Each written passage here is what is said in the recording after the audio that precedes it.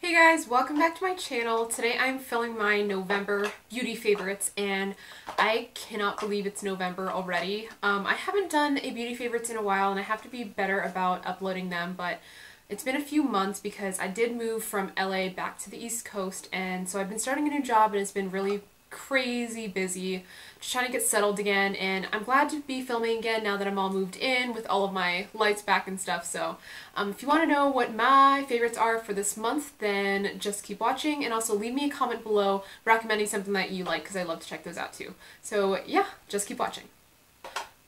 Alright, so my first favorite shouldn't really come as a surprise because everybody loves this, but this is the Anastasia Modern Renaissance palette. And I picked this up from the Sephora VIB sale for 20% off, and honestly I don't need any more palettes. I have like 1,000 warm palettes that look like this. I absolutely love the color scheme of the warm rusty oranges and then the cranberry colors. If you are a warm lover like me, then you will absolutely love these eyeshadows.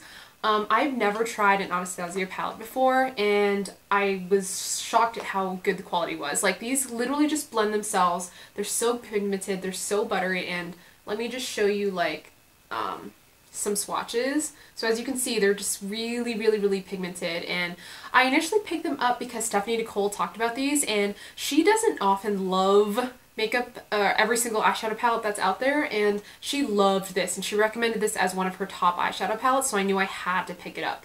So I would definitely say if you are into these kinds of colors, you should pick this up. It's only like $44 and you get 2 more eyeshadows than you normally would with an Anastasia palette. You also get this double-ended brush that has a blending side and then also a crease side.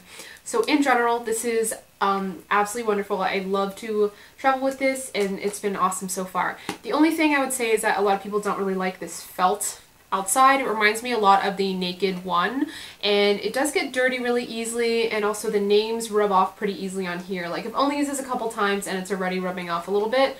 So the packaging could be better, but again, for the price, this is awesome. I would definitely say that you should pick this up if you love these kind of colors. If you are more on the cool tone side and you don't like these rusty, warm cranberry shades, then maybe pass. But yeah, this is what I am wearing on my eyes today. Again, super blendable, definitely a little bit powdery, but because of that, they blend themselves. So I would definitely compare this to the Lorac Pro palette if you've ever felt the texture of those. A little bit powdery, but definitely pigmented. So let me know if you have picked this up already and if you like it, and if you haven't, do you want to try it out? Let me know.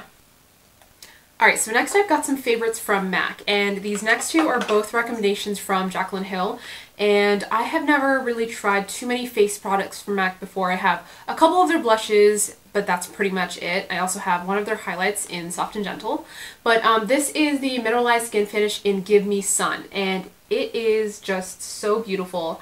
The first time I saw it when I got it, I thought it was going to be way too warm. Like, it's definitely a little bit more orangey, but I think that's why people like Jaclyn, who really love that warm bronzer look, really like it, and it is really beautiful. It's what I'm wearing on my cheeks and on my temple, and just bronzing everywhere. It's what I'm wearing today, and it gives this really beautiful, like, sun-kissed look without looking orangey, without looking too cool. It definitely warms up the face, and it blends beautifully. Like, it just like those eyeshadows that I talked about, it sort of blends itself. So you need to feel the texture of these yourself to be able to judge, but it is very soft and buttery, and yeah, I really like this. If you like this kind of tone of really warm bronzer, then I think you'd like this as well. Next, like I said, is another recommendation that I picked up because of Jaclyn, and this is MAC's Mineralized Blush in Warm Soul. And the first time I saw it, I wasn't really all that impressed because it kind of just looks like a normal pink blush. But honestly, it's beautiful. It's almost got like this built-in highlighter to it. Like, as you can see, it is pink, but it's also really shimmery in like a very soft way. So let me swatch it for you. So I don't know if you can tell, but it is like a really neutral shade, but it does have like its own little sheen. So it kind of, in a way, has its own built-in highlighter. I would say that it leans like pinky brown almost, definitely more nude than peach. So if you like this kind of shade that you can pretty much wear with anything, I would say definitely pick it up. Again, it does have like a little bit of shimmer in it, so you don't really even need to wear highlighter with this. So this is a great shade for like school or work or anything like that. And again, this is Warm Soul Blush. Alright, next is a powder that is another thing that YouTube made me buy, and this is the RCMA No Color Powder. I picked this up on Makeup Mania for pretty cheap, and there's 3 ounces, so this is huge. So far this has been awesome. It does what it says. It's no color at all. It sets the under eyes beautifully. It's so finely milled. It's really, really soft, and it doesn't leave any sort of flashback. And that's the key part. It does not leave flashback. So if you're the kind of person that normally finds that when you use these translucent powders that you can see it in photos, you can see your under eye like really, really bright, then I would say pick this up because this doesn't allow for that flashback. The only thing that sucks is the packaging. Like, it's clearly just repurposed like seasoning package. Like, you're supposed to store spices in here, and so the only way you can use this really is if you are really careful and you dump some into the cap and then you use what's in the cap. But again, really messy, and because it's so fine it sort of blows everywhere. Packaging could be better, but again, for the price, I think it was like $13. It is really good, and it is going to last forever. So definitely pick this up if you need a good powder for setting your under eyes and you normally have issues with the flashback. Next is this House of Lashes lash case. Oh, look how beautiful this is. So this is their crystal lash case, which I got on their website. They often have sales on houseoflashes.com where you can get like 15 or 20% off. So I snagged this in a pack of 3 of them on that website. This is the rose gold one, but they also have the aquamarine, which is like a bluish silver, and then also the gold one. But I love this one, the rose gold. So inside of the case, you can fit 3 rows of lashes. I'm currently wearing the boudoir lashes, which is why they're not in here. I've also got the mini boudoir, and then these are my Cocoa Lashes by Coco.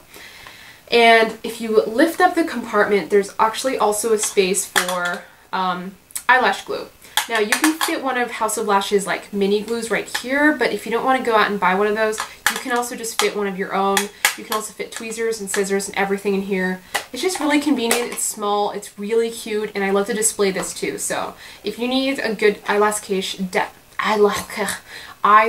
then definitely check this out from House of Lashes. Alright, next is an eyeliner by Colourpop, and this is in the shade No Shame. And as you can see, it's just a really dark purple. It's matte, and purple's like a really flattering shade for if you have brown eyes or green eyes, especially if you have brown eyes. And in general, I mostly like Colourpop's pencil eyeliners a little bit better than their pots. Like, their pots sometimes get so dried that they fall out, which has actually happened to me before. Their pencils are way more creamy, and let me show you a swatch. But they are way more creamy. They are a little fragile though, so if you press too hard like I just did, then you can actually break the tip.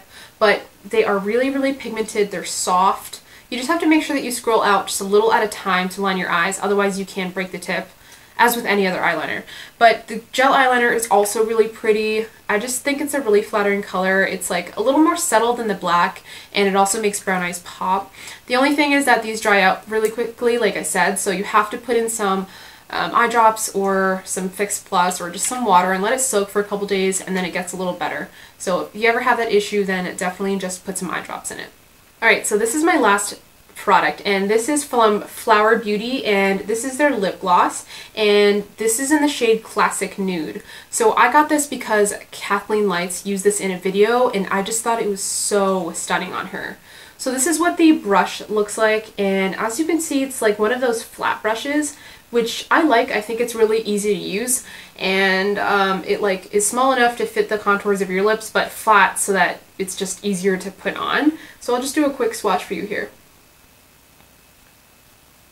So as you can see, it's just really, really pigmented. It's nude, pinky brown, and so it's really, really flattering. It looks awesome with any nude lipstick, especially if your nude lipstick is a little bit too light. Mix a little bit of this in it, and it brings a little bit of that depth and mauvey brown to your lips. I'm wearing it right now over top of Urban Decay's Ex-Girlfriend, which is currently my favorite lipstick. I just really like this. I don't think it's sticky at all. So if you have issues with like sticky lip gloss and your hair getting in your lip gloss and just In general, I hate lip gloss. I think it's way too sticky, but if you hate sticky lip gloss, then I would definitely say check this out. It's not sticky at all. It feels more like a lipstick. It's super pigmented. You don't need to wear lipstick or lip liner underneath it if you don't want to. It gives you like the perfect amount of shade. You could wear this without makeup. You could wear it on a day that you are going to work or to school. It's just a perfect lip gloss. So definitely check out this formula if you haven't. It is hands down so far my favorite lip gloss formula ever. And this is by Flower Beauty, so you can pick it up at Walmart for really cheap. Alright guys, so that is all of my favorites for the month of November. I really hope you enjoyed this video. Let me know if you want to check out any of those products down below, and also let me know if you have any recommendations. Thank you so much for watching as always, and I will see you in my next video. Mwah.